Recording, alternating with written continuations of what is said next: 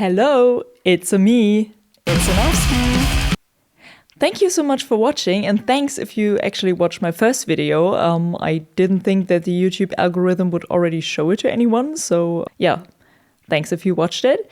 And like I said in that video, I wanted to make one about tips on how to start a successful band.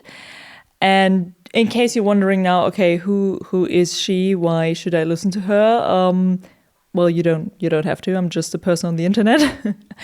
But I also play in 3 bands that are not super successful, like commercially successful, but we'll talk about what that means. And yeah, these are just some experiences from my side, from being in bands and also from being, a DIY booker. So sometimes I organize DIY shows. So I'm in contact with many other bands, and these are just some things that I saw and that I wanted to share with you. So yeah, like I said, 10 tips, most important one at the end, of course. Yeah, so let's get started. Okay, so tip 1, define success. So I know that sounds kind of lame, but I think this is actually the most important one. So if you want to have a successful band, you should know what that means for you, right? And successful can mean so many different things. So of course it can mean, yes, you want to have a band that is the next big thing and you want to be commercially successful and, earn a lot of money and have millions of fans and stuff like that. But successful can also mean, like to you personally, that you just have a band, you play some gigs, maybe you make some money on the side, right? I mean, not too easy with music, but you never know.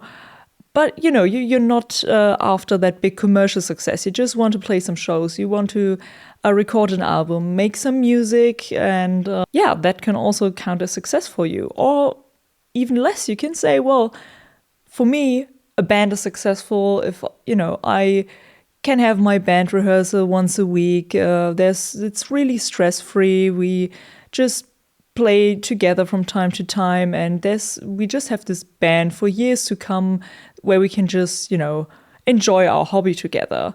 Depending on what success is for you, the outcome and how you go about it is very different. So this is the most important step in my opinion. So take some time for yourself to think about what you actually want. Okay, then tip 2, find bandmates who want the same thing. After step 1, where you thought about what success means to you, it's time to find some bandmates who actually want the same thing. And I know, sometimes you just stumble into a band. You just know a guy who is a very good guitarist or something. And then you're like, hey, let's start a band. And I mean, that's cool and all, but, if you don't really talk about stuff, especially in the beginning, or think about it, it can get quite awkward later. There can be a lot of tension. It might even lead to, the band breaking up or something. Because I think it's important that all bandmates are on the same page. For example, what do you want? Like if you have people who say, this is not a priority for me at all in my private life, I just want to enjoy this hobby. And you have another person who says, well, I want to put my heart and money and everything into this band and I want to become like a really big band. These are 2 polar opposites. This is going to be very difficult. So you should talk about how often do you want to play live? Do you even want to go on tour maybe? Is this something that you would like to do? How much time do you have for this? Like how much time can you afford to put into, writing new songs, playing gigs and all of that? And also how much money can you invest in the band? Because while, playing some gigs and stuff can bring you a little bit of money, there are also some things that cost a lot of money, like, for example, recording material in a studio. And not everyone is willing or able to afford that. So it's really good if you talk about this in the beginning, just to avoid frustration from all sides, actually. I would also recommend, getting to know the people just to see if they share the same values as you and, if just, from a human perspective, if you get along and stuff like that. So if you're now thinking, well, okay, cool, but how do I even find bandmates? Because I don't know anybody. There are tons of websites, I think, in all countries where you can search for bandmates, where you can just post and describe what kind of project or band you would like to form. Then people can reach out to you, and then you should take your time to get to know them, have some jam sessions, and see if it works on a personal level, on a professional level, let's say, with your expectations, but also, of course, musically, if the music that you would like to make, matches what they want to do. Of course, also very important. So tip 3 is pick an existing genre for marketing purposes. This one might seem a little bit weird, but on the note of talk to your bandmates, what kind of music you want to make and stuff like that. Let's say you have found some bandmates, maybe you have some ideas, you already wrote a song and stuff like that, and people ask you, oh, cool, you have a new band, like what music do you make? What genre is it? I would try to find something that like some of the more major genres that fits it the best, because I know it's really difficult to put yourself into a box, and sometimes it's not really fitting. And I mean, it's good that not everybody's making the same genres, right? But speaking from experience, actually, it's not the best idea to call yourself something that not many people understand or really know what that is, right? So I mean, if you say something like, we are the new progressive power emo band or something like that, in theory it might be that this is more descriptive, right? But nobody knows what that's supposed to mean. Nobody knows what that would sound like. And if you're lucky, people are curious and want to check it out and are really interested, but on the other hand, there will be many people who think, well, I don't know what that is. I don't have time to research that. It doesn't really sound like something that I usually listen to. I don't care about that. You could argue that that's their problem, but just, you're a band that is just starting out, so make it as easy as possible for potential listeners to find you and to be interested in your music. So don't call it depressive new sludge or anything. Just try, for marketing purposes, at least until you're a bit more established, to pick something that is descriptive and that people actually know. Tip 4, use social media. So I know a lot of musicians or people in general, they don't really like social media, and there's a lot of downsides and bad things about social media, but also good things. I think as a band that is just starting out, it's a really good idea to showcase what you're doing, to be more visible, right? So a lot of people find new music on the internet, and you don't have to, make content and be funny and like do all of that stuff. I mean, if you like it, you of course you can post some funny videos with your band, but I'm one of the people who doesn't like to do that, so I won't. But it's useful to have some social media profiles for people to find you. And also, circling back to the point before, if you put something, let's say like death metal or hardcore or alternative rock or something in your profile, people know these genres and they will be able to imagine what you sound like, kinda, and might be interested. Also, now from a booking perspective, many bands, I just find them via, for example, Instagram, because I see them on flyers or linked in other bookers' profiles. And I just follow them and think, oh, maybe I should invite this band sometime. This sounds really interesting. And call me a poser. But a lot of the bands, I wouldn't know them if I hadn't found them on, for example, Instagram. So just keep that in mind. It's just a good way to present yourself, post some videos from your rehearsals and stuff like that, just to find some potential listeners. I had to get rid of my jacket because I'm hot. I'm drinking too much tea. So tip 5 is connect with your local scene. And I think this one is very important. Maybe you've heard before that networking is so important. And unfortunately it is. So if you don't really like it, I'm sorry to break it to you, but it is. I know it sounds intimidating if you don't know anyone yet. But I was in the same situation 1.5 years ago. So my first concert that I organized was simultaneously my first show that I ever played with any band. And I wanted to organize this concert, and I reached out to one of the venues and asked them if I could do that. And they helped me organize it, and it was a really great experience. And I've done multiple concerts in that venue since. And I got to know so many people, which was really helpful. It was just nice to get to know people, because it's nice to build a community and get to know someone, you make friends. So that is really nice on a personal level. But I also got to know many other bands and bookers, and many opportunities came from that, actually. Like stuff like, I don't know, some band had to cancel last minute because they were sick, and people know you and they will ask you, hey, can you play with one of your bands? Or another great way to connect with people is just in general being nice. But for example, if you know that you can't play a certain date, and the booker's looking for bands, recommend a band that you know, and I'm pretty sure they will be very happy about that and will in turn recommend you to other bookers or at other events or something. So I think it's really great to connect with the people. And of course, you won't like everybody. I mean, that's completely fine.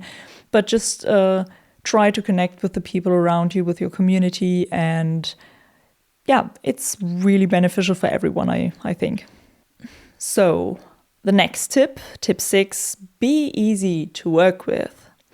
So we're still talking about, being an underground band. We're just starting out. And I find it really weird when I'm somewhere to play or organizing a show and someone comes in and really acts like a rock star or a diva.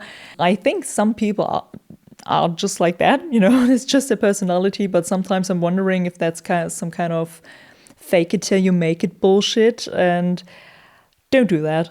It's just irritating, really. And instead, like I said, just try to be a nice person, maybe share your equipment if possible, help people out, and be respectful and nice to the people at the venues and, the organizers, bookers, people who work there.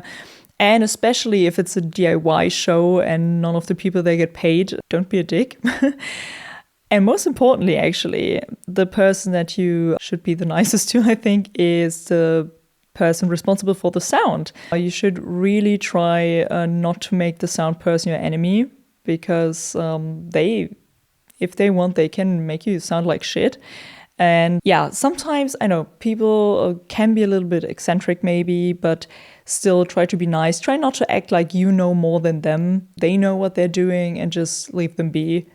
And just be nice, Okay, so tip 7 might be a weird one and a quick one, but don't only prioritize your online audience. So nowadays, when you release something, it might be that the algorithm picks it up and you might end up with a lot of Spotify listeners and in turn gain some more followers on your social media profiles and stuff like that. And, that's great if you're lucky and that happens. Congrats to you. But I think you should not forget about your live audience because, unless you say we're not a band that plays live, we don't like to do that. Fair enough. But if you like playing live and you do play live gigs, but have a bigger following online, try to make the experience for your live audience good. Don't over prioritize your online audience. So I find it really weird when I know that there's a band that looks really kind of famous on a small level online, but then there are like 10 people only like coming to their shows, and still they're acting like there's like 1,000 people. And later when they post about it, it does seem like there were like hundreds of people there. And when, in reality, everybody left the room, that's of course sad for the band. But I would also say, if you're in this position or if you're a band and you're starting out, like, don't only prioritize your online audience. Try to make it a good gig, a good show for everyone who's there and not just for social media. Okay, so tip 8, get a label or don't. So none of my bands is at a label or something, so we are all DIY bands. And I think that's okay. So back to defining success, I'm totally fine with that. I don't really want to find a label. But if you do, that's completely fine. I think here it comes to what you really want to do, so what you want to achieve. Because nowadays, the great thing is you don't need a label to release your music. You can just do it yourselves via services like DistroKid, for example, which I use. And you don't need this big label behind you to get your music heard, right? So if you like to do things yourselves, if you really want to have everything in your own hands, you can just do that. So for example, I'm a complete control freak. I wouldn't want anyone else to organize my stuff. And for example, gigs and stuff, I want to do it myself because I know me. I cannot trust people with that, and I just want to do it myself. Also, unless you're really the superstar of a label, there are many other bands, so you're not always first priority for the labels either. So yeah, that doesn't have to be bad, but for me personally, I just can't.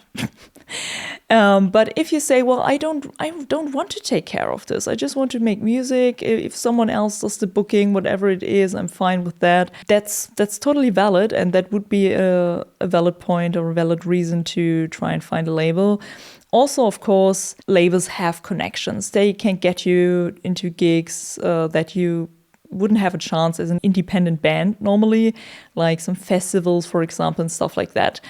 And of course, they can really boost you online because they themselves have a following. Other bands at the label have a following. So it can really, really help to increase your popularity and, find new listeners and stuff like that.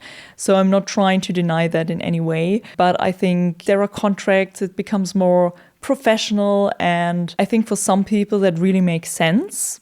And for others, it doesn't. So you just really have to think about what you want. If you're after big commercial success, I think getting a label is more or less a must still, and or at least very helpful. If you don't need that, if you don't mind doing a lot of things yourself and going at a slower pace, definitely, then don't get a label. Okay, so tip number 9 is keep going. I know it can be really easy to be discouraged and feel like everybody has more success than you, they get more gigs and they have more followers and whatever, and everybody's blown up overnight, just not your band. And that can be frustrating, but I also feel like this is simply not true, because sometimes I thought, wow, this band gets to play at this or that show or that venue, and I feel like we would never get an invitation for that.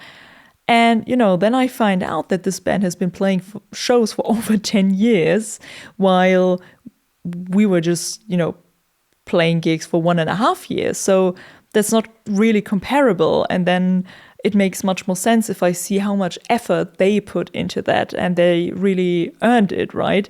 But at first sight, I'm just like, oh, why isn't that me? Yeah, so don't be discouraged. Just keep going, be consistent. I think this is really, really important. I think the longer you just keep doing it, the more opportunities you will have, the more people will get to know you, the more people will hear about you. And sometimes I know you just want that quick success. You just want everything to be easy and done in seconds.